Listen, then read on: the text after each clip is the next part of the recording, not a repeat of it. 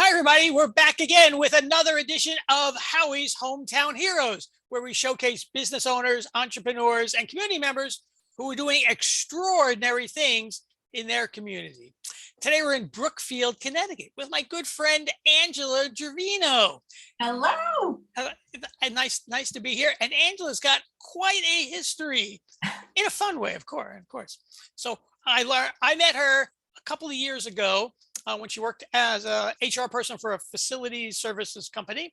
Yeah. Big company, actually, like 100 people there or something. A lot. No, more like 500. Oh my God, I didn't know that. Okay, so a lot of people you're corralling around, keeping them all in line, and all that kind of stuff.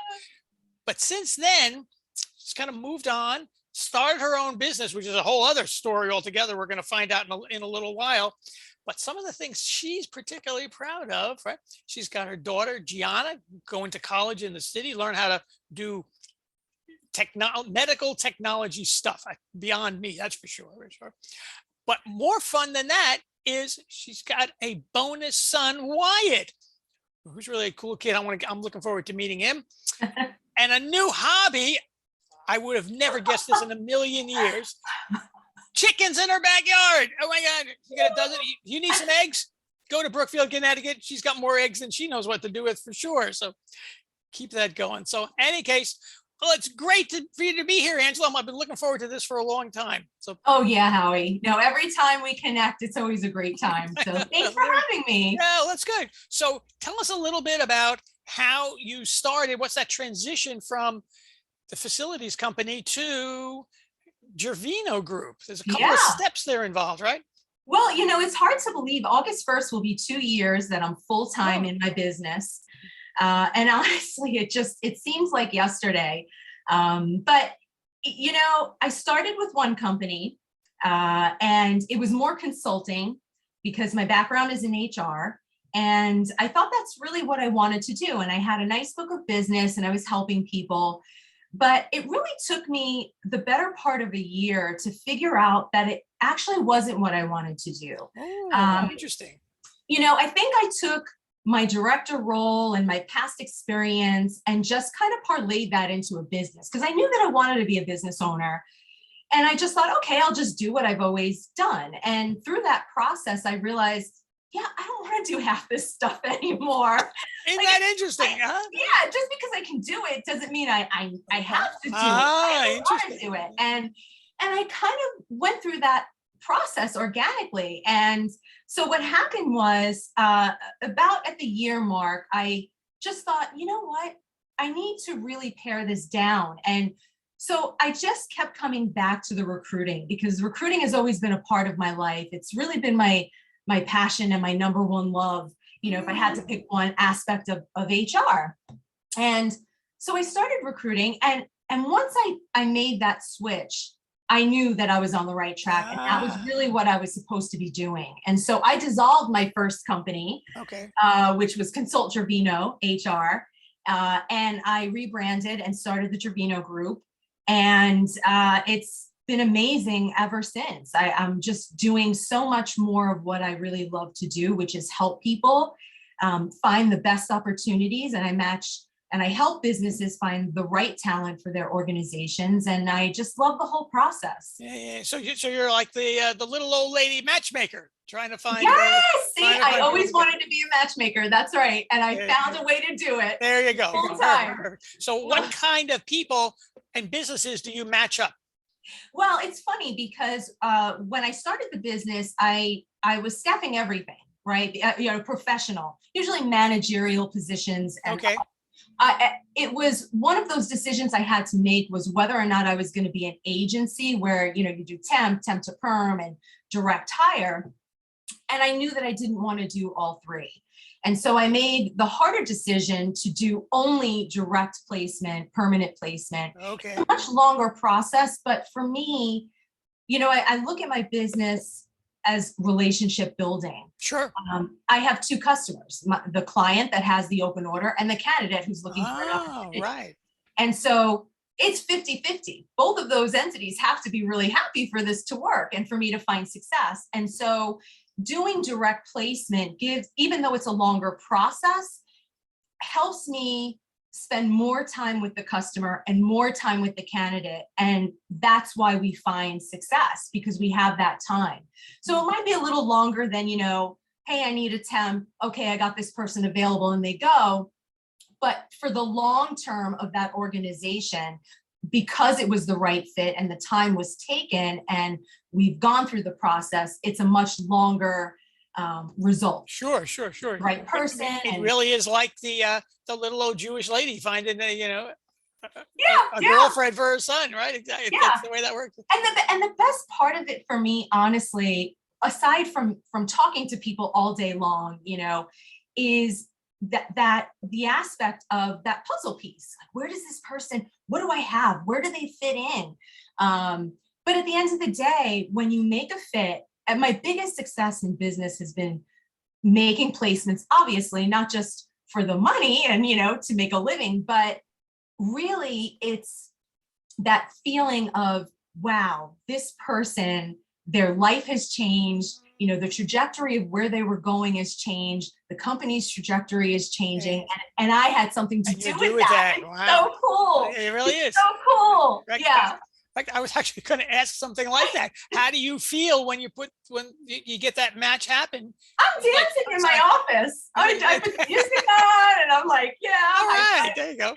That is and great. Honestly, my goal for next year is to move to a brick and mortar, just a small office, and hire more staff. I do have staff, but they're 1099ers, they're temps, so they come in and out as I need them. But I do love the collaboration of a team, so I'm definitely working towards that. Very good, very cool. And what kinds of people do you play? It was management in any particular field or anything? Yeah, my specialties are facility services. Still facilities, I okay. spent so many years in that business, and when I made the switch to my own, I had facility people call me out of the blue from across the country, and I thought, oh my gosh.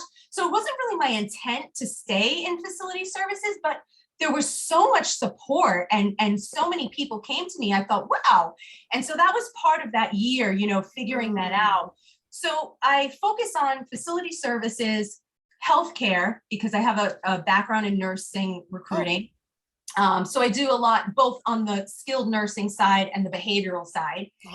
And technology, which was relatively new when I started. My boyfriend's actually a senior software engineer, so maybe that had something to do with it. He knows a little bit about that stuff. There's just a little bit about it. Yeah. Did you wait, did you recruit him to be the boyfriend? I just want to make Yeah, he went through a recruitment process. I vetted him. Okay, very good.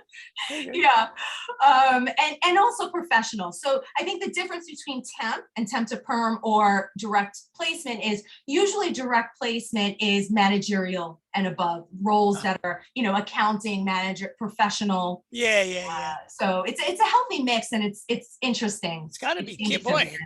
That's a lot of different.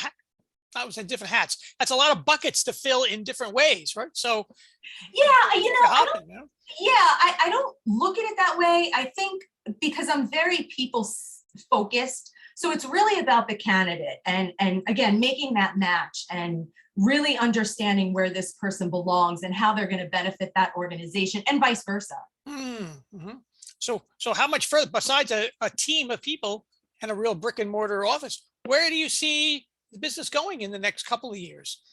I just want to help as many people as possible. I think business owners sometimes struggle, especially now, right? No one can find the right talent. Oh yeah. And I come from the service industry primarily. So that's a whole other kit and caboodle. I mean, that's very hard. And that's really the temporary labor. But even on the professional side, I think HR departments that are internal are overwhelmed with the amount of responses that they're getting. And that's time.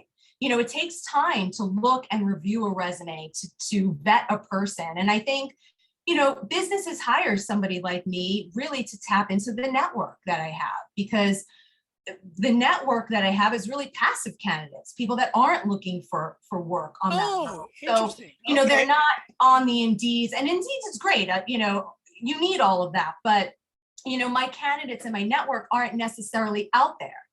You're not going to just pull them up on Indeed or, Monster. Or, it's very niche.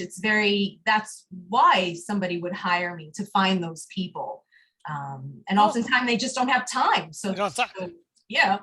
That's what I was going to ask about, actually, is so if I'm an employer, I'm looking to hire somebody. First of all, I got to do my job and keep the business actually going, and then spend time and effort to go find somebody and interview them and make sure they're the right fit, and hope if I make an offer, they are the right fit and we don't have to, lay them off in 6 months or something, whatever it is. Right. So there's your value too. Just offloading that work and responsibility of the business owner to trust you to make sure you make the right match. Definitely. And I think, working on the front end really helps the business owners focus on the back end and what that experience is going to be like when that candidate begins working for their organization. There's a lot that a business owner has to think about. Oh yeah, for sure. To attract that person, to retain that person. Right. So, my clients and I have a partnership. And again, that's what I love best about my client relationships, because it's not just, hey, I need a person. Okay, I'll send you a person tomorrow. Yeah. It's more in depth than that. They're not. Yeah. People aren't interchangeable widgets, that you can. No. And there's a market for that, of course. Great people are, very successful doing that. Mm-hmm. It's just not what I chose to do in the business. Cool. Well, very good. Very good. So everybody, it's great to meet you here, Angela. And just to let everybody know, if you know someone who is sharp, outgoing, professional, exactly like Angela, and you think they should come on the show, let's put a name in the chat. Contact me. We'll get them on the show for Angela. Maybe if you have somebody looking for a job, maybe we can contact Angela too. So it'll all work out for everybody. And just remember, whether it's your family, your business, or your organization, it's money that makes the gears keep turning. Make sure your money is working in the most optimal way it can. So, oh yeah. We'll see you all next time. Thanks, Angela. Okay. Thanks, Howie. See you soon. Bye.